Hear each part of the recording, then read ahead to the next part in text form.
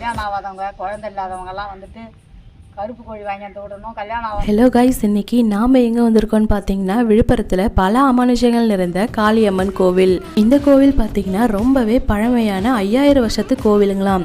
இந்த கோவிலில் இருக்க எல்லா சிலையுமே ஒன்று தன்னால் தோணுதுங்களாம். வீரன், அந்த வீரன் சாமியை கும்பிட்டு தான் அதுக்கப்புறமா காளியம்மன் கோவில் கிட்ட வரணுமா.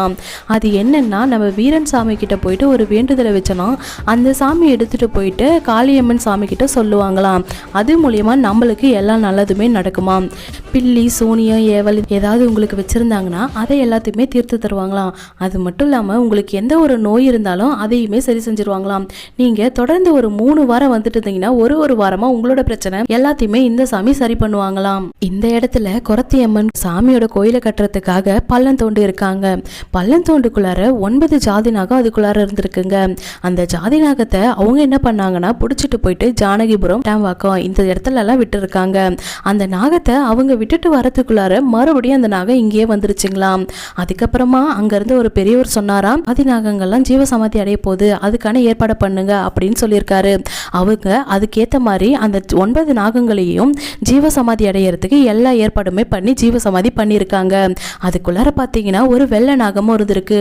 அந்த வெள்ளை நாகம் எல்லாருக்குமே காட்சி கொடுத்துருக்கு. இந்த மரத்துக்கிட்ட ஒரு கர்ப்பிணி பெண் மழை வருது அப்படின்றதுக்காக ஒதுங்கியிருக்காங்க. மரத்துக்குள்ளாரே போயிட்டு ஐக்கியமாயிட்டு இருக்காங்க. அவங்க என்ன சொல்லியிருக்காங்கன்னா, இந்த மரத்துக்குள்ளார போகும்போது நான் இந்த இடத்துல தான் தோன்றி நாகமா வருவேன் அப்படின்னு சொல்லியிருக்காங்க. அவங்க சொன்ன மாதிரியே இந்த இடத்துல தான் தோன்றி நாகம் உருவாயி தான் தோன்றி நாகத்து மேல உங்களுக்கு என்னென்ன உடம்பு பிரச்சனை இருக்கோ அவங்க ஒரு இடத்துலயும் ஒரு எலுமிச்சை பழம் வச்சுட்டு வந்தா அவங்களோட உடம்புல இருக்க பிரச்சனை எல்லாம் தீருங்களாம். இந்த தான் தோன்றி நாகத்துல 2 நாக்கு இருக்குல்ல, அந்த நாக்குல எலுமிச்சை பழம் குழந்தை இல்லாதவங்க வச்சாங்கன்னா உங்களுக்கு சீக்கிரமா கருத்தரிச்சிருங்களாம். எனக்கு குழந்தை தங்கணும், அப்படி குழந்தை தங்கிடுச்சுன்னா இந்த கோயிலுக்கு வந்து கருங்கோழி நேந்தி விடுறேன் அப்படின்னு வேண்டிக்குவாங்களாம். அந்த மாதிரி நேந்தி விட்ட கோழி தாங்க இவ்வளோ தூரம். இங்க வந்து குழந்தை இல்லாதவங்க வேண்டிட்டு போனவங்க எல்லாருக்குமே குழந்தை இருக்குங்களாம். பல அகோரிகள் 13 வருஷத்துக்கு ஒரு தடவை காசில இருந்து வந்துட்டு போவாங்களாம். இல்ல 7 தலைமுறையா பூசாரியா இருந்து ஆண்டுட்டு வராங்களாம். அதுல இவரு தான் இதுக்கு முன்னாடி இருந்த பூசாரி.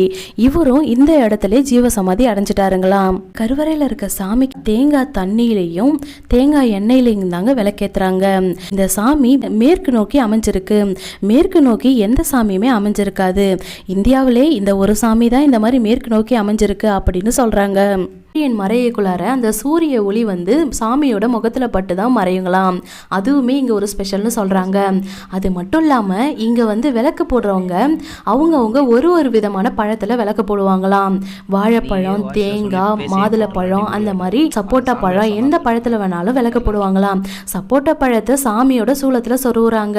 அதுவுமே இங்க ஒரு ரொம்ப ஸ்பெஷலா இருக்குங்க. இந்த மாதிரி சூளத்துல சப்போட்டா பழம் சொருவுறதை நான் இங்க மட்டும்தான் பாக்குறேன். நீங்க பார்த்துருந்தீங்கன்னா கமெண்ட்ல சொல்லுங்க.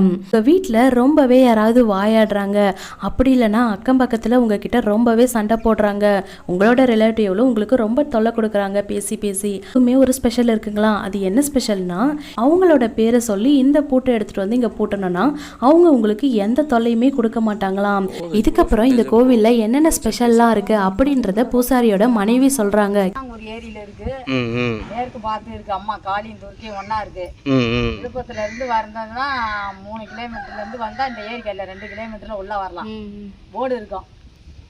வந்துட்டா ராகு காலத்துல ஞாயிற்றுக்கிழமை ராகு கால பூஜையில வந்துட்டு விளக்கு ஏத்தணும். அவங்கவுங்க வந்துட்டு அதுல வந்துடணும். நாகம்மா பூஜை நடக்கும். அதனால அந்த பூஜையிலயும் அவங்கவுங்க கலந்துக்கிட்டா எல்லாமே இருக்கும். கல்யாணம் ஆகாதவங்க குழந்தை இல்லாதவங்க எல்லாம் வந்துட்டு கருப்பு கோழி வாங்கி வந்து விடணும். கல்யாணம் ஆகாதவங்க தாலி கட்டணும் வண்டி மரத்துல. அதுதான் மேற்க பாக்குறதால நம்ம கோயில் எதை வந்து நினைக்கிறதெல்லாம் நடக்கும். வீடு கட்டல சரிங்க அப்படியே எல்லாமே நிற்கிதுன்னா எல்லாமே வந்து இந்த அம்மாட்டு சொல்லிட்டு விளக்கு ஏற்றினா எல்லாமே எடுத்துருவாங்க. ஞாயிற்றுக்கிழமை வாரம் வரலாம். சித்ரா பௌர்ணமி மெயினாக வரலாம். அந்த 23 அச்சா செவ்வாய்க்கிழமையில் அவங்கவுங்க முடிஞ்சதை எல்லாமே பழம் எல்லாம் வாங்கிட்டு வந்து அந்த ஏகத்தில் போடலாம். இந்த விளக்குலாம் போடுறாங்களா, அது எதுலலாம் விளக்கு போடுறாங்க? அது அதுக்கு ஒரு பிரச்சனை இருக்குது. இந்த மாதுளம்பழம் பப்பாளியில் இருக்குது. அது அதுக்கு ஒரு பிரச்சனை இருக்கிறவங்களுக்கு சொல்லுவார். அந்த விளக்கு வந்து அவங்க போட்டு போவாங்க. சப்போட்டா எல்லாத்துக்குமே ஒரு விளக்கு அவங்க கிட்ட தான், அவர்கிட்ட தான் எல்லாமே கேட்பாங்க, சொல்லிடுவாரு. அந்த பழத்தில் போட்டாங்கன்னா அது இதாகி போகுது அவங்களுக்கு. ஓகே. நினைச்ச காரியம் நிறைவேறுது மெயினா.